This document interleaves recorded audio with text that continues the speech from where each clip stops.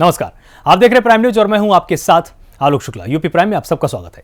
Budget सत्र के 6वें दिन उत्तर प्रदेश में जबरन धर्म परिवर्तन को रोकने के लिए विधि विरुद्ध धर्म परिवर्तन विधेयक 2021 को विधान परिषद में भी पास कर दिया गया। इस दौरान सदन में विपक्ष ने जोरदार हंगामा भी किया है।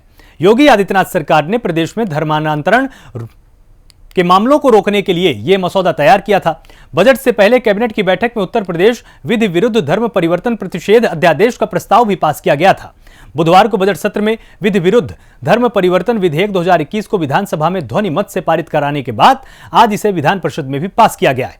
इस कानून के तहत जबरन धर्म परिवर्तन कराने वाले को 1 साल से लेकर 10 साल तक की सजा के साथ साथ अधिकतम 5 लाख रुपए तक के जुर्माने का प्रावधान किया गया है।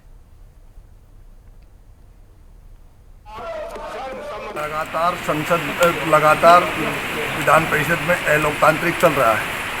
आज धर्म परिवर्तन का विधेयक आया और नियम के तहत हमने करीबन 20 सदस्यों ने उसके अंदर प्रस्ताव डाला। प्रस्ताव लिखा कि इसको प्रवर समिति में भेज दिया जाए, इसके अंदर ये संशोधन कर दिया जाए, नियम के तहत दिया। लेकिन सभापति जी ने अलोकतांत्रिक तरीके से उसको अग्राह्य कर दिया और अग्राह्य करने के बाद ज़बरदस्ती इसको ध्वनि मत से पास करवा दिया। कैसे देखते हैं पूरे ये सारा लोकतांत्रिक चल रहा है। पहले भी इन्होंने संविधान को नहीं माना, जब इनके खिलाफ संकल्प आया तो उसमें संविधान को नहीं माना, उसके बाद फिर नियमों को नहीं माना। कल पहले भी जो विधेयक पास किया कराए उन विधेयकों को ना तो मंत्री ने पढ़ा, ना मंत्री ने पेश किया, ना सदन की अनुज्ञा ली। जबरदस्ती सभापति बोलते चले गए, पढ़ लिया। आज तक के इतिहास में इस तरह जो पहले पास कराए थे विधेयक ऐसे नहीं हुए। ये जबरदस्ती कोई मतलब विधान परिषद का नहीं बचा। इसके ऊपर लगता है ये बिल्डोजर फैलाना चाहते हैं। कोई संविधान नहीं बचा, कोई नियमावली नहीं बची, केवल सत्ता की तानाशाही है। लोकतंत्र नहीं बचा है। चुनकर आए हुए विधायकों का मतलब खत्म हो गया। उत्तर प्रदेश की विधान परिषद में एक कार्य संचालन नियमावली है। नियम के अनुसार सदन चलना चाहिए, बहुमत के आधार पर फैसले होने चाहिए। सरकार जो बिल लेकर आई थी वो बिल पहले से ही हमारे संविधान की धारा 493 से 498 तक पहले से विद्यमान है। यही कार्रवाइयाँ पहले भी होती रही हैं। तो सरकार बासी कड़ी को उबालने काम करती है। सरकार अपनी असफलताओं को छुपाने के लिए बहुमत को दबाने काम करती है। जहाँ एक और मुख्यमंत्री सतही बातें करके अपने कामों को जो उनके काम रहे हैं खराब वाले छुपाने काम करते हैं, वही यहाँ के सदन कार्य नियमावली जो है सतही काम करके लोकतंत्र को अपमानित करने काम करती है। कैसे ये पूरा उस कार्रवाई थी आज की जो हुई? सदन में भारतीय जनता पार्टी का बहुमत नहीं है। बिना बहुमत के जो बिल पास कराए जा रहे हैं यह अलोकतांत्रिक है। जिस तरह से मुख्यमंत्री अपनी पद की गरिमा को छोड़ते हुए सतही बातें करते हैं, इस तरह से लोकतंत्र की हत्या करते हुए विधान परिषद में सतही काम हुआ है। विधान परिषद में सीएम योगी ने अपनी सरकार के कार्यकाल में किए गए कामों को गिनाया है और विपक्ष पर जमकर निशाना साधा है। मुख्यमंत्री ने क्या कुछ कहा, आप भी देखिए। प्रदेश के अंदर पहली बार हो रहा है कि किसी आपदा का शिकार कोई किसान होता है, 24 घंटे के अंदर उस तक मुआवजा पहुंच जाता है। अब नहीं होता है। देखिए, मैं अगर उदाहरण दूं, 15-16 में जब आंध्र प्रदेश में हुदूद साइक्लोन आया था और उसके बाद के किसानों की फसल काफी देश के अंदर काफी दिनों तक मौसम खराब था, अलग अलग समय में बारिश पड़ती थी, फसलों को काफी नुकसान पहुंचा था। उस समय का मुआवजा 17-18 तक किसानों को उपलब्ध नहीं हो पाया था। हम लोगों ने आने के बाद फिर वो कंपनसेशन किसानों में बांटा और अब कोई भी आपदा होती है, आकाशीय बिजली से या किसी अन्य कारण से, 24 घंटे के अंदर किसान के पास मुआवजा पहुंचता है। ये सरकार की वो कार्य पद्धति है जो किसान के हित में है। और एक और कार्य जो सरकार ने किया है, देखिए, सिंचाई की परियोजनाओं को जो पूरा कर रहे हैं हम लोग समयबद्ध ढंग से। इस साल तक हम लोग 20 लाख हेक्टेयर से अधिक खेती को सिंचन के अतिरिक्त सुविधा उपलब्ध कराने जा रहे हैं। आप देखेंगे युद्ध स्तर पर कार्य चल रहे हैं। लेकिन जिसको लेकर के कॉमन किसान अक्सर परेशान होता था, निराश्रित गोवंश को लेकर के, सरकार ने उसके लिए भी काम किया। लगभग 5.5 लाख गोवंश तो हमारे सरकार के निराश्रित गो आश्रय स्थलों में है और इसके साथ ही सहभागिता योजना के अंतर्गत भी 78,000 से अधिक गोवंश हम लोगों ने किसानों को वितरित किए हैं, जिसमें हर गोवंश का जो किसान रखेगा उसको एयरटेग करने के साथ ही हर महीने 900 रुपए एक गोवंश का किसान को उपलब्ध कराने का कार्य भी सरकार कर रही है। पुलिस अवस्थापना के लिए जो काम हुआ है, क्या स्थिति थी जब मुख्यमंत्री में बना था। एक दिन मैंने अचानक दिन में लखनऊ की पुलिस लाइन का विजिट किया था, बिना किसी को बताए हुए। बैरक की स्थिति देखा मैंने, बैरक, पुलिस बैरक, जहां पुलिसकर्मी रहते थे, पूरी फॉल सीलिंग उजड़ी हुई थी, उसी में एक पुलिस का जवान लेटा हुआ था, उसकी चारपाई टूटी हुई थी। तो मैं गया, मैंने उससे पूछा, मैंने कहा आप यहां रहते, ऐसे रहते हैं? तो बेचारा आधी नींद में था, तो उसने कहा हाँ। मैंने कहा ये फॉल सीलिंग गिर रहा, आपको इससे भय नहीं लगता है? उसने कहा कहां जाऊं? आंखें उसने खोली, मुझे देखा, तुरंत खड़ा हुआ, लगा अपनी लुंगी संभालने। मैंने कहा भी नहीं, मैं तो केवल आपका हालचाल लेने के लिए आया हूं, देखने के लिए आया हूं। जाले लगे हुए थे। फिर मैं टॉयलेट की तरफ गया, देखा बदबू थी। उसी दिन हमने तय किया कि हम लोग पुलिस, याद रखना, कानून व्यवस्था किसी प्रदेश के परसेप्शन को बदलता है और उसके लिए हमें पुलिस फोर्स में मैन पावर की पर्याप्त उपलब्धता, इसको सुनिश्चित करना पड़ेगा। हमें उनके लिए अवस्थापना सुविधाओं का विकास करना पड़ेगा, उनकी प्रॉपर ट्रेनिंग हो, इसको करना पड़ेगा। अलग अलग विंग्स को स्ट्रेंथन करना पड़ेगा और फिर प्रदेश के अंदर एक फोकस्ड अभियान चलाने पड़ेंगे। आज आप जाके देखिए, हर पुलिस लाइन में, हर थाना में पुलिस के लिए, और पुलिस में भी पुलिस जेंट्स कर्मियों के लिए अलग और महिला कर्मियों के लिए अलग अवस्थापना सुविधाओं का विकास हो रहा है। बैरक बन रहे, मल्टी स्टोरी बैरक बन रहे हैं। लोगों ने तो कहा ना कि आदमी ना छोटा होता है, आदमी ना बड़ा होता है। आदमी तो केवल आदमी होता है। प्रदेश की ऊर्जा का उपयोग प्रदेश के लिए हम लोग लगाएंगे। उत्तर प्रदेश के नौजवानों को कहीं भी उस उत्तर प्रदेश के नौजवान के हितों के साथ किसी को खिलवाड़ नहीं करने देंगे। और इसके लिए अब तक 4 लाख से अधिक सरकारी नौकरी हम लोगों ने प्रदेश के अंदर दी है। निजी क्षेत्र में भी नौकरी और रोजगार उपलब्ध कराया है, व्यापक पैमाने पे कराया है, व्यापक पैमाने पे कराया है। और मैं तो इसको दावे के साथ कहता हूं, इसके बारे में चर्चा होनी चाहिए ना। इन्वेस्टर समिट कराया। आज आप जाइए देश के अंदर, कहीं भी आप चले जाइए, हर जगह एक बात की चर्चा होती है। देश और दुनिया का हर एक निवेशक आज उत्तर प्रदेश में निवेश करना चाहता है। कोरोना के दौरान दुनिया पस्त थी और तब उत्तर प्रदेश में निवेश आ रहा था। 60,000 करोड़ रुपए का निवेश उस दौरान हमारे पास आया था। और 3 प्रमुख ऐसे निवेश भी हैं। एक तो जर्मन से जूते की फैक्ट्री आपकी आगरा में ही आई है, लेकिन 3 बड़े निवेश। चीन से एक आया लगभग 5,000 करोड़ रुपए का डिस्प्ले यूनिट। देश के अंदर का पहला ये निवेश है। देश के अंदर डिस्प्ले यूनिट अब तक यहां नहीं बनती थी। अब हम उत्तर प्रदेश के अंदर इसको बनाना प्रारंभ करेंगे। तो वहीं समाजवादी पार्टी के राष्ट्रीय अध्यक्ष अखिलेश यादव जौनपुर में पुलिस हिरासत में मारे गए किशन यादव की मौत के बाद उनके परिजनों से मिले। इस दौरान पत्रकारों से बातचीत के दौरान उन्होंने कहा कि यह सरकार लोगों को ठोकने का काम कर रही है।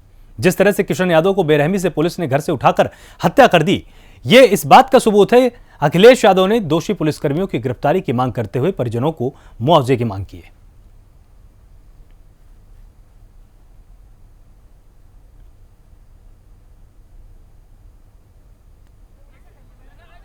कृष्णा यादव पुजारी ये नौजवान जिसके घर और जिसके प्रांगण में हम सब लोग बैठे हुए हैं, इस नौजवान को घर से ले गई पुलिस, इतना मारा जब पुलिस को आभास हुआ कि इसकी जान नहीं बचेगी और अस्पताल में फेंक करके चली गई।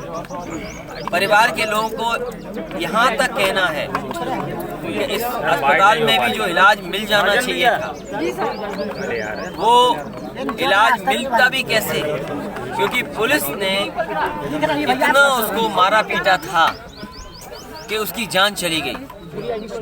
अगर कोई दोषी है तो उसके लिए सरकार दोषी है। जिन लोगों ने जान ली है नौजवान कृष्णा यादव पुजारी की, उन तमाम पुलिस के लोगों के खिलाफ 302 का मुकदमा दर्ज होना चाहिए और उन्हें जेल भेज देना चाहिए। मुख्यमंत्री जी जानते हैं कि सड़क पे बहस नहीं कर सकते हैं। वो जानते हैं कि जौनपुर में मेडिकल कॉलेज बन रहा है, अगर यहाँ के सवाल पर कोई जवाब मांगा जाएगा तो सरकार के पास कोई जवाब नहीं है। मैं आपसे कहता हूँ, बीजेपी वाले बताएं कि जौनपुर का मेडिकल कॉलेज 4 साल से अधूरा क्यों पड़ा है। यहाँ पर जो एम्बुलेंसें चल रही थी 108, 102, उसको पर्याप्त डीजल पेट्रोल का इंतजाम क्यों नहीं कर पा रही सरकार। 100 नंबर की जो थी वो 112 कर दी मुख्यमंत्री जी ने, 100 नंबर 112 कर दिया। इस पे सवाल न पूछा जाए, इसलिए टोपी पे पूछ लें और मुख्यमंत्री जी भूल गए हैं, नाम बदलने की राजनीति हो रही है। मुख्यमंत्री जी भूल गए हैं। ये जो लाल रंग है, ये लाल रंग क्रांति का है, ये लाल रंग हमारे आपके खून का है। और हम आपको बता दें, ये जो हमारा खून का रंग है, लाल रंग, वो इमोशंस का रंग है। अगर आप खुश होते हो तो खुद देखते हो कि कितने आपके कान लाल हो जाते हैं। जब आप दुखी होते हो, रोते हो, तब भी आपके चेहरा लाल हो जाता है। और मुझे नहीं लगता कि मुख्यमंत्री जी क्यों लाल रंग से इतना चिढ़ रहे हैं। हो सकता है कभी बचपन में लाल मिर्च खा ली उन्होंने। कानून व्यवस्था पूरी तरीके से ध्वस्त है सरकार में। लगातार घटनाएं हो रही हैं, लगातार हत्याएं हो रही हैं, बलात्कार हो रहे हैं, लगातार लूट हो रही है। और लखनऊ जैसा शहर नहीं सुरक्षित। और फर्जी इनकाउंटर कितने हुए, कोई 1-2 नहीं हुए, न जाने कितने फर्जी इनकाउंटर हुए। जांच होगी जब आप आएंगे सत्ता में। सबसे ज्यादा अगर किसी को नोटिस मिले हैं एनआरसी से, नेशनल ह्यूमन राइट कमीशन से, तो वो उत्तर प्रदेश की सरकार है। सबसे ज्यादा कस्टोडियल डेथ अगर कहीं हुई है देश में तो वो उत्तर प्रदेश में है। क्या आप ऐसा रास्ता अपनाएंगे कि जिसमें न्याय नहीं मिले, इंसाफ नहीं मिले? आप पुलिस के दम पर सरकार चलाना चाहते हैं? आप लोगों को डरा के राजनीति करना चाहते हैं? सत्ता में आप गुमराह करके राजनीति करना चाहते हैं? इनकी सभी जांच होगी सत्ता में आने पे। समाजवादी पार्टी पूरे किसानों के समर्थन में खड़ी है। किसानों को लेकर 80 दिन से बैठे हुए किसान प्रदर्शन के ऊपर लगातार समाजवादी पार्टी किसानों के आंदोलन में किसानों के साथ हैं। ये जितने समाजवादी पार्टी खड़ी है यहाँ पे, जितने लोग हैं, सब किसान हैं और समाजवादी भी हैं, सबके खेत हैं। विपक्ष कहता है इस पर राजनीति कर रही है समाजवादी। यूपी में अपराधियों और भूमाफियाओं पर प्रशासन की कार्रवाई लगातार जारी है। इसी बीच आज प्रयागराज में पीडीए यानी प्रयागराज विकास प्राधिकरण ने अतीक के करीबी मोहम्मद असद के खिलाफ बड़ी कार्रवाई की है और बुलडोजर के जरिए असद के 3 मंजिला मकान को ध्वस्त कर दिया। पीडीए की कार्रवाई के दौरान भारी संख्या में पुलिस फोर्स मौजूद रही। असद ने अपनी हनक पर पौष इलाके में 300 वर्ग गज में आलीशान मकान बना रखा था, जिसे 4 बुलडोजर लगाकर जमींदोज किया गया। असद अतीक का खास आदमी माना जाता है। अतीक अहमद की जमीन की खरीद फरोख्त और प्लॉटिंग का काम देखता है।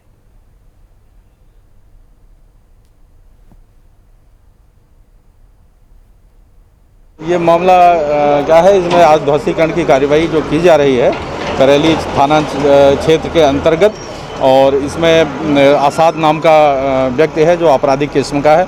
इनके द्वारा अवैध रूप से जो निर्माण 300 वर्ग गज में किया गया है, इसके ध्वस्तीकरण की कार्रवाई की जा रही है।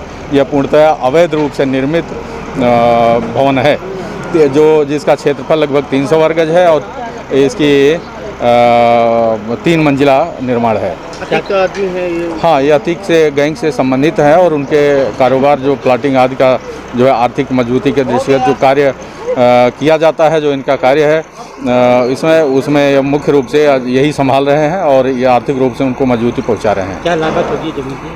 इसकी लागत लगभग 1 करोड़ ये संभावना है। लखीमपुर खीरी के संपूर्णा नगर कस्बे में आयोजित की गई किसान महापंचायत को संबोधित करने आरएलडी के राष्ट्रीय उपाध्यक्ष जयंत चौधरी लखीमपुर खीरी पहुंचे। यहां महापंचायत को संबोधित करते हुए जयंत चौधरी ने कहा कि बीजेपी सरकार किसान विरोधी है। आज 3 महीने से ज्यादा समय बीत गया है, देश का किसान सड़कों पर है, लेकिन सरकार किसानों की एक बात नहीं सुन रही है।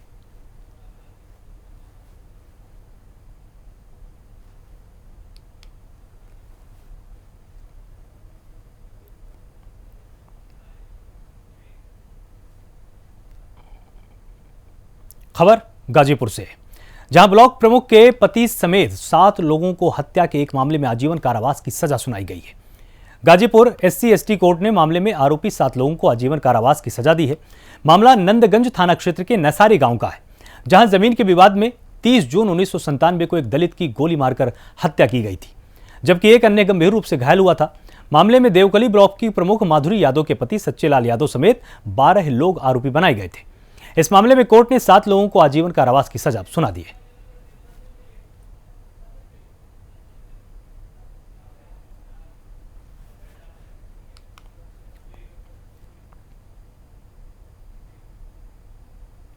मिर्जापुर नगर के सबरी स्थित साईं गार्डन में समाजवादी पार्टी के विंध्याचल मंडल के कार्यकर्ताओं का 3 दिवसीय प्रशिक्षण शिविर आज से शुरू हो गया है। इसका समापन 27 फरवरी को सपा के राष्ट्रीय अध्यक्ष और पूर्व मुख्यमंत्री अखिलेश यादव के संबोधन के बाद होगा। 3 दिवसीय प्रशिक्षण शिविर में मंडल के 12 विधानसभा क्षेत्रों के 1200 कार्यकर्ताओं को आमंत्रित किया गया है। प्रशिक्षण शिविर का शुभारंभ सपा के प्रदेश अध्यक्ष नरेश उत्तम ने किया।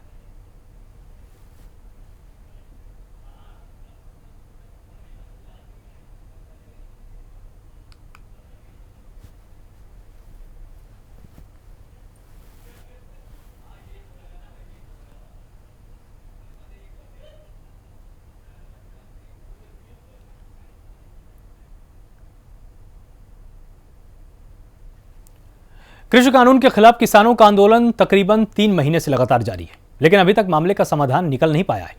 भाकियू प्रवक्ता राकेश टिकैत के जरिए संसद के घेराव का भी ऐलान किया गया है। इसी को लेकर मुरादाबाद से सपा सांसद ST हसन की भी प्रतिक्रिया सामने आई है। ST हसन ने कहा कि संसद को घेरना आसान नहीं है, क्योंकि संसद को घेरने से देश का नुकसान होगा। उन्होंने कहा कि सरकार को किसानों की बात को मान लेना चाहिए और टकराव से बचना चाहिए।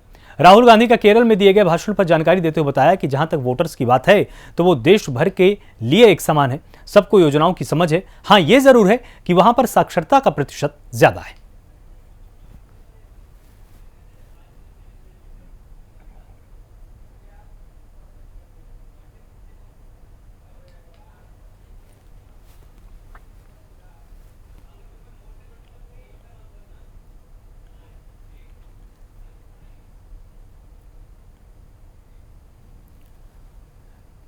आजमगढ़ परिक्षेत्र के उप महानिरीक्षक सुभाष चंद्र दुबे ने अचानक मऊ पहुंचकर कोपागंज थाने का वार्षिक निरीक्षण कर लिया, जहां DIG को सलामी दी गई। इस दौरान DIG ने टर्नआउट को चेक किया, साथ ही थाने का गहनता से निरीक्षण भी किया है। साफ सफाई और व्यवस्थाओं का जायजा लिया और अधिकारियों को जरूरी दिशा निर्देश भी दिए। वहीं DIG सुभाष चंद्र ने पंचायत चुनाव को लेकर जनप्रतिनिधियों से बात की और हिंसा रहित चुनाव कराने में सहयोग का आश्वासन दिया है।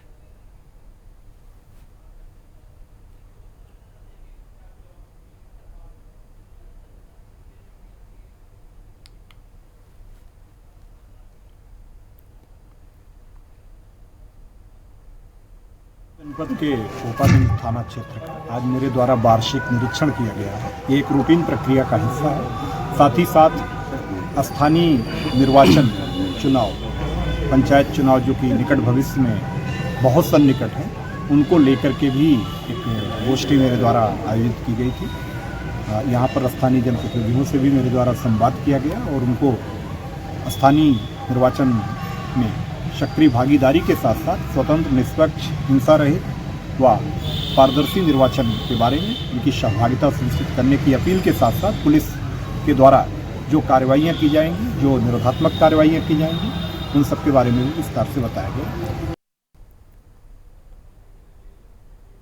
देश भर में कोरोना वैक्सीनेशन को लेकर अभियान लगातार जारी है। वहीं यूपी के रामपुर में आज ADM प्रशासन जगदम्बा प्रसाद समेत कई अधिकारी वैक्सीन लगवाने अस्पताल पहुंचे, जहां सभी को टीका लगाया गया। इस दौरान ADM ने कहा, वैक्सीन लगवाने के बाद उनको कोई परेशानी नहीं है, लोग किसी भी तरह के भ्रम में न आए।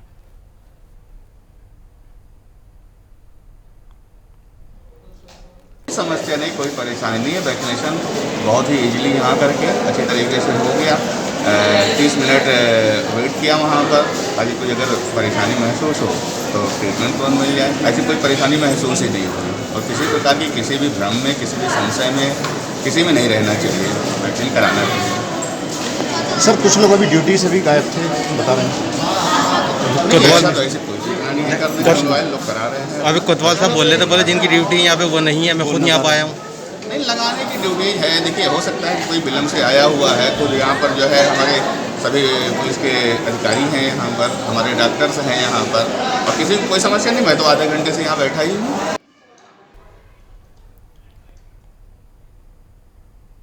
उत्तर प्रदेश विधानसभा में विपक्ष ने महंगाई के मुद्दे को लेकर जमकर हंगामा काटा। विपक्ष का सत्ता पक्ष से सवाल था कि पेट्रोल और डीजल के दामों में लगातार वृद्धि होती जा रही है, क्या सत्ता पक्ष राज्य के अंतर्गत आने वाले टैक्स में कोई कमी करेगा? इस पर सरकार के औद्योगिक विकास मंत्री सतीश महाना ने जवाब देते हुए कहा कि सरकार द्वारा किसी भी तरह के टैक्स में कोई कमी नहीं की जा रही है। यह जवाब सुनते ही विपक्ष सदन में आक्रामक हो गया और टैक्स को कम किए जाने को लेकर मांग उठाने लगा है।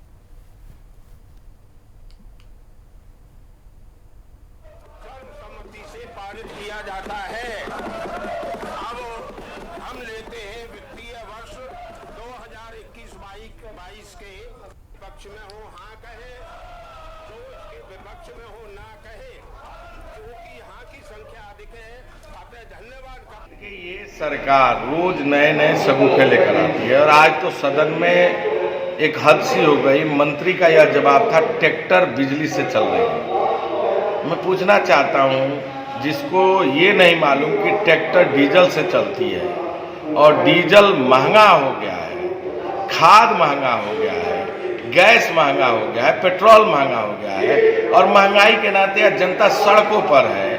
आज कांग्रेस पार्टी पूरे उत्तर प्रदेश में सड़कों पर आंदोलन कर रही है, इस महंगाई को समाप्त करने की मांग कर रही है, डीजल, पेट्रोल और गैस के दाम में कमी की बात कर रही है। जब इनकी सरकार थी तो रोज महंगाई की मार, और आज जब सरकार है तो महंगाई को इस रूप में फैलाने का काम किया कि आम आदमी पूरी तरह हताश और निराश है, मध्यम वर्गीय परेशान है।